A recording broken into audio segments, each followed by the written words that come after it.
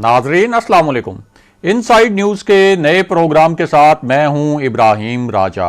और आज हम बात करेंगे कि गिलगित बल्तिस्तान इलेक्शन के हवाले से एक बहुत खास रिपोर्ट में क्या कहा गया है, मरियम नवाज ने बिलावल भुट्टो को व्हाट्सएप पर क्या पैगाम भेजा है और इस इलेक्शन में किसको बरतरी हासिल है।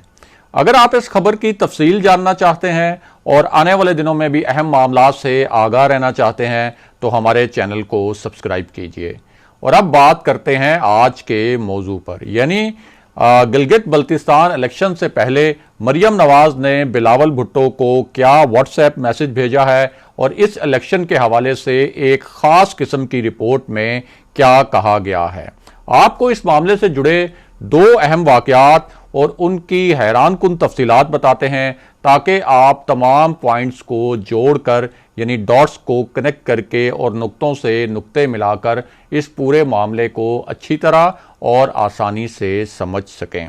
तो सबसे पहले आपको बताएं कि इस इलेक्शन के हवाले से एक खास रिपोर्ट आई है। इस रिपोर्ट में कुछ ऐसे हकायक बयान किए गए हैं जिनसे इन इलेक्शन के नताइज का कुछ अंदाजा लगाया जा सकता है। ये रिपोर्ट क्या है और मरियम नवाज ने बिलावल भुट्टो को क्या व्हाट्सएप पैगाम भेजा, उसकी पूरी तफसील भी आपको इसी वीडियो में बताएंगे। लेकिन उससे पहले आपको इसी मामले से जुड़े चंद नए हकायक और ताज़ा इंकशाफात से आगाह करते हैं ताकि आप इस पूरे मामले का जो एक ख़ास किस्म का बैकग्राउंड है और एक बहुत ख़ास किस्म का जो सियाको सबाक है उस सियाको सबाक को भी अच्छी तरह जान सकें। तो सबसे पहले आपको बताएं कि गिलगित बल्तिस्तान में जो इलेक्शन हो रहा है ये एक तरह से मरियम नवाज के लिए और बिलावल भुट्टो के लिए एक बयानिए की जंग है, या इसे उन दोनों ने बयानिए की जंग बना लिया है। यानी वो बयानिया जो मियां नवाज शरीफ और मरियम नवाज ने बनाया और उस बयानिए को फौजी क़यादत का एक मुखालिफ बयानिया करार दिया जाता है, जबकि पीटीआई के जो हल्के हैं वो उस बयानिए को फौज मुखालिफ और रियासत मुखालिफ बयानिया करार देते हैं। अब ये पहली मरतबा हुआ है कि गिलगित बल्तिस्तान के इलेक्शन का जो कैंपेन्स थी यानी इंतखाबी मुहिम, उसका मरकजी नुक्ता जो है वो ये बयानिया बना, यानी फौजी क़यादत के मुखालिफ जो एक बयानिया है उस बयानिए को मरियम नवाज ने गिलगित बल्तिस्तान जैसी हसास जो जगह है उस बयानिए को वो वहाँ लेके गई। और गिलगित बल्तिस्तान इस वजह से बहुत हसास है कि इसका ताल्लुक बराह रास्त आज़ाद कश्मीर से है और भारत जो है वो भी गिलगित बल्तिस्तान को क्लेम करता है, यानी उसका दावा है कि गिलगित बल्तिस्तान उसका हिस्सा है। इसलिए अगर गिलगित बल्तिस्तान में फ़ौज मुखालिफ अगर कोई बात होती है, यानी पाकिस्तान की फ़ौज के ख़िलाफ़ कोई बात होती है या पाकिस्तान की फ़ौजी क़यादत के ख़िलाफ़ कोई बात होती है, या अगर वहाँ इलेक्शन मुतनाज़ा होते हैं, या अगर वहाँ धांधली होती है, या अगर इस तरह के इल्ज़ामात लगाए जाते हैं कि वहाँ इलेक्शन चोरी हो रहा है, तो वो भारतीय मीडिया में एक बहुत बड़ी हेडलाइन बनती है। भारतीय मीडिया उसको एक्सप्लॉइट भी करता है और ये जो पूरी सूरत हाल है ये आज़ाद कश्मीर के मामले पर और मकबूजा कश्मीर के मामले पर जो पाकिस्तान का मौक़िफ़ है उसको भी कमज़ोर करती है। लेकिन बहरहाल इस बयानिए के साथ मरियम नवाज जो हैं वो गिलगित बल्तिस्तान गई और बिलावल भुट्टो भी इसी बयानिए के साथ कमोबेश वहाँ पे गए। अब मरियम नवाज और बिलावल भुट्टो की जो मुलाकात हुई है वहाँ पे वो बहुत ही अहम है और उसकी कुछ अंदरूनी कहानी भी हम आपको बताते हैं कि एक तो ये बड़ा तासुर है कि मरियम नवाज और बिलावल भुट्टो के बयानिया जो है उसमें कोई बहुत बड़ा फ़र्क आ गया है और मरियम नवाज जो हैं वो कुछ बहुत हार्ड लाइन ले रही हैं, मियां नवाज शरीफ जो हैं बहुत सख्त लाइन ले रहे हैं, लेकिन बिलावल भुट्टो इतनी सख्त लाइन नहीं ले रहे। इसमें एक अहम बात यह है कि आसिफ अली जरदारी की वजह से बिलावल भुट्टो जो हैं वो मरियम नवाज जैसे या मियां नवाज शरीफ जैसे अल्फाज इस्तेमाल नहीं कर रहे, लेकिन बिलावल भुट्टो को जो लोग जानते हैं और उनकी सियासत को जानते हैं उन्हें मालूम है कि अल्फाज का फ़र्क हो सकता है उनके बयानिए में और मरियम नवाज के बयानिए में, लेकिन उन अल्फाज का जो असल असर है और उन अल्फाज के ज़रिए जो पैगाम वो देना चाहते हैं उस बयानिए में और मरियम नवाज का जो बयानिया है उसमें कोई ख़ास फ़र्क नहीं है। और इसमें यह अहम बात भी आपको बताएं कि मरियम नवाज और बिलावल भुट्टो गिलगित बल्तिस्तान में एक ही होटल में ठहरे रहे और उनका वहाँ एक बड़ा क्लोज लाइजॉन भी रहा। वो दोनों एक दूसरे के साथ राब्ते में भी रहे और वो जो हैं एक दूसरे के साथ व्हाट्सएप में भी, यानी व्हाट्सएप राब्तों के ज़रिए भी वो एक दूसरे के साथ कॉन्टेक्ट्स में रहते हैं और जो सियासी मामलात हैं और जो सियासी पॉलिसी है उसको एक दूसरे के साथ शेयर करते रहते हैं।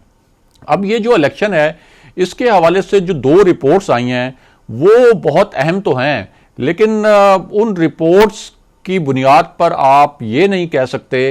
कि जो गिलगित बल्तिस्तान के इलेक्शन के नताइज आएंगे वो मुकम्मल तौर पर इन्हीं रिपोर्ट्स की बुनियाद पर ही आएंगे।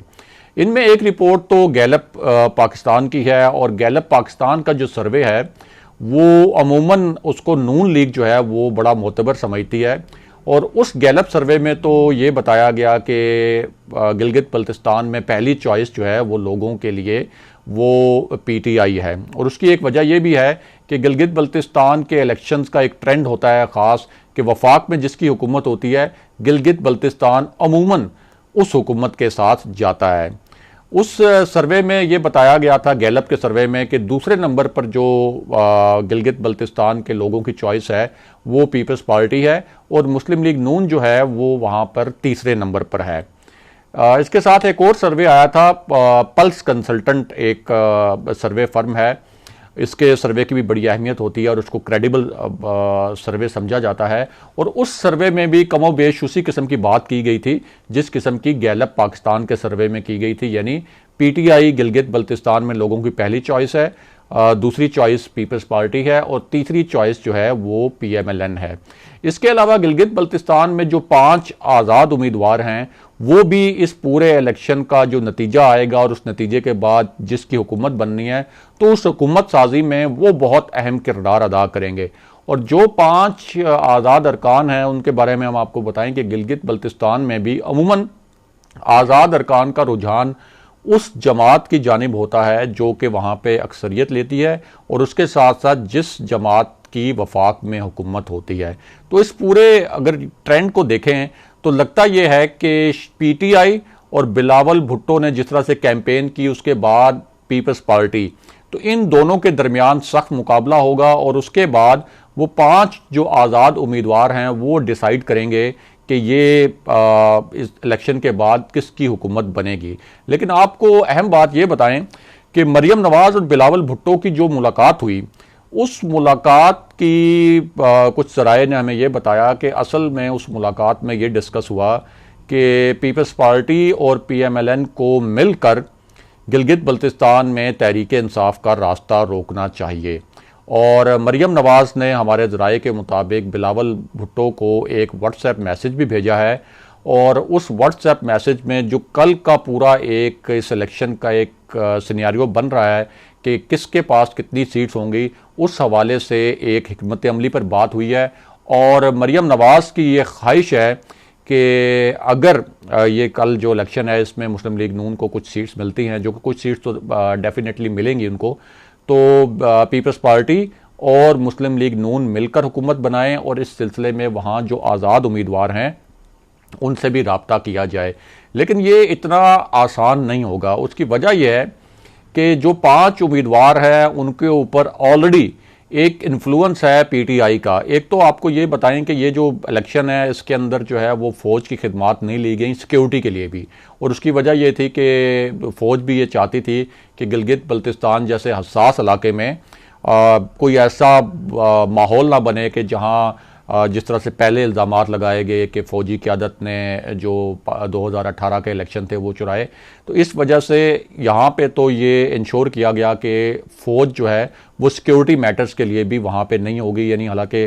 सिक्योरिटी सिचुएशन के लिए फ़ौज की तैनाती में कोई हर्ज नहीं था, लेकिन बहरहाल वो सियासी जमातों का मुतालबा भी था और फ़ौजी क़यादत का ये फ़ैसला भी था कि वो इस इलेक्शन से ख़ुद को दूर रखने की कोशिश करे। अब